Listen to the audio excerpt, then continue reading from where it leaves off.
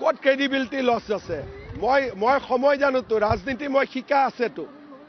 আপুনি বিচাৰে যে জুবিন গাৰ্গৰ ঘটনাৰ সন্মুখত মই সেই SIT ৰিপৰ্টখন দিওঁ যাতে আপোনালোকে ক'ব যে ইছ্যু ডাইভাৰ্ট কৰিছে আপোনালোকে সাপ হৈও খুটে বেজ হৈও জুৰে গতিকে এতিয়া অসমৰ মানুহে ন্যায় বিচাৰি আছে এতিয়া গৌৰৱ গগৈক লৈ চিন্তা কৰা নাই 10 ডিচেম্বৰত জুবিনক ন্যায় প্ৰদান কৰি তাৰ পিছত আমি গৌৰৱ গগৈৰ ফালে যাম ক'তো হিমন্ত বিশ্ব শৰ্মাই ক্ৰেডিবিলিটি লছ কৰিবই নোৱাৰে কাৰণ মোৰ চৰাইৰ চকুটো চাইহে মই আগবাঢ়ো মই ওচৰ চুবুৰীয়া নাচাওঁ আৰু যেনেকৈ দ্ৰোণাচাৰ্য অৰ্জুনক কৈছিল চকুটো চাই থাকিব লাগে মই চকুটো চাই আছো বৰ্তমান জুবিন গাৰ্গৰ ন্যায় তাৰ পৰৱৰ্তী গৌৰৱ গগৈৰ লগত যিটো কৰিব লাগে কৰিব লাগিব ক'ত ক্ৰেডিবিলিটি লছ আছে মই সময় জানোতো ৰাজনীতি মই শিকা আছেতো আপুনি বিচাৰে যে জুবিন গাৰ্গৰ ঘটনাৰ সন্মুখত মই সেই SIT ৰিপৰ্টখন দিওঁ যাতে আপোনালোকে ক'ব যে ইছ্যু ডাইভাৰ্ট কৰিছে আপোনালোকে সাপ হৈও খুটে বেজ হৈও জুৰে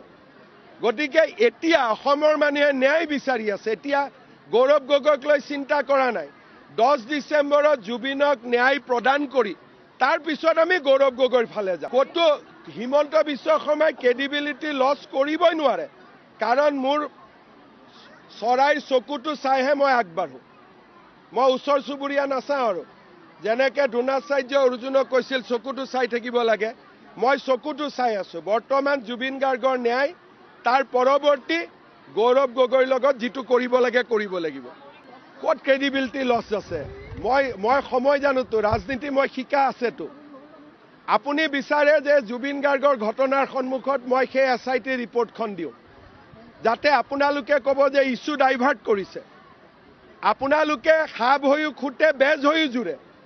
গতিকে এতিয়া অসমৰ মানুহে ন্যায় বিচাৰি আছে এতিয়া গৌৰৱ গগৈক লৈ চিন্তা কৰা নাই 10 ডিচেম্বৰত জুবিনক ন্যায় প্ৰদান কৰি তাৰ পিছত আমি গৌৰৱ গগৈৰ ফালে যাম ক'তো